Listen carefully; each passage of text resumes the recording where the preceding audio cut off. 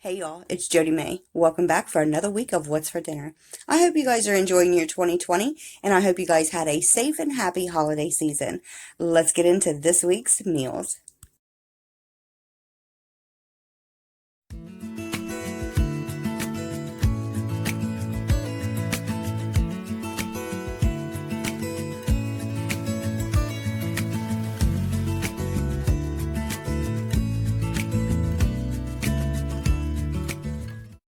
For this dinner, we had pork and sauerkraut, Hasselback potatoes, beef and cheesy dip. You guys, for this dinner, we started off with some sauerkraut, and we actually had this for New Year's Eve and New Year's Day. That's normally what I try to cook is pork and sauerkraut with a couple of different sides. It just kind of starts off a New Year tradition, I guess. But for this, I start off with one package of frozen sauerkraut and then one big pork tenderloin. I season that just with a little bit of mixed seasoning. It's got like garlic powder, garlic salt, paprika, things like that. And you guys can season it with whatever you want. And then I put about 3/4 of a cup of water in it. And then I put the lid on and I let it cook down for about 2.5 hours on low. Probably about a low medium heat. And then here I'm just washing up some potatoes and then I'll show you the process on them. Now the trick to doing these potatoes, it's the first time I've ever done them, but I did love them. But I will tell you, you can slice them thinner than what I did, but these turned out perfect for us. Now all I did here is I took 2 wooden spoons just so I didn't cut all the way through it. You want to cut down about 3/4 of the way through the potato and then just kind of medallion style, I guess is what you would call it, all the way through them. So here I already did all 4 of them, and then I just covered each one with some olive oil and some salt and pepper, and then I went ahead and mixed that in there and kind of rubbed them down really good, and I put them into the oven at 450 degrees for about 15-20 minutes the first time.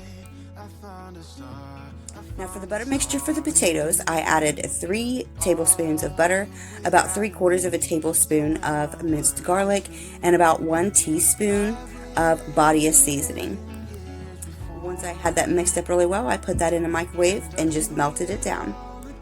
Now for the beef cheesy dip, I used 1 pound of ground beef. I went ahead and started getting that browned up after I chopped it up really good. And then I added in probably about 1 teaspoon of the steak seasoning. Now once I had that going, I went ahead and cut up 1/2 of a block of cheese. This here was the Nice and Cheesy brand that I found at Kroger. I really love the flavor of this. I was honestly surprised. I started to get the Velveeta, but it was like $8 a box and I just couldn't wrap my head around that. So I went ahead and got this cheese, and I'm telling you, the taste is phenomenal. So to the hamburger, once it was completely browned, I added in 1/2 block of that cheese and I melted it down really slow with about 3/4 of a cup of milk. And then about 20 minutes after the potatoes were in the oven, I did pull them out. And then I went ahead and put the butter seasoning on them, put them back in for another 45 minutes. And there you go, guys. You can put anything you want on top of that potato, but trust me, the flavor was on point without anything. This dinner, we had homemade jumbo White Castles. For this recipe, I used 2 pounds of ground beef and about 1/2 a cup of beef broth. What I do here, sorry, that was my dog. What I do here is I add in about 1/2 a cup of beef broth and I mix that really, really, really good into the hamburger. I'm looking for a very wet, moist consistency. I don't want it soupy or runny, and I definitely don't want it dry, because these will actually be steamed instead of fried, so they will shrink more than the normal hamburger does. Now, after I have that consistency done, I set it to the side. I use the rest of the beef broth into my pan. It was about 3/4 of a cup, and then I added in about 2 tablespoons of minced onions. Now, normally I would put my hamburger on wax paper, flatten it out, and put it into the freezer, but I didn't have enough room, so I did do it differently than normal this time. I did smash it out into the broth, and it worked just as good. Now once you have it into the pan, just smash it down really well all the way through to the corners, and then take a fork or something and put holes all the way through the hamburger.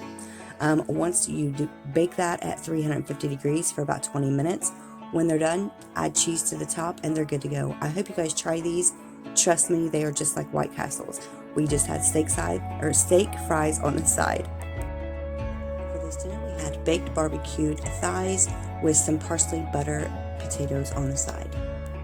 Now I would normally use chicken breast to do this, but like I said last week, I forgot and I got chicken thighs instead of breast, so I just used what I had.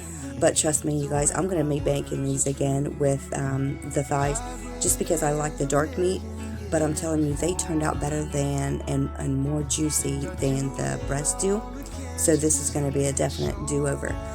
Now, all I did here was I used 6 chicken thighs and I put about 1 tablespoon barbecue sauce on each one. I just, smeared it all over the top, put it in the oven at 350 degrees. And once I had that in the oven, I went ahead and washed up some potatoes. And then all I do with these is I just quarter them. And what I'm looking for with these is just small bite-sized pieces. I'm not going to smash them, so they're just going to be left whole. But when you do cook these up, make sure that you keep an eye on them. Don't let them overcook to where you're going to have mashed potatoes, but you definitely want the potatoes to be done.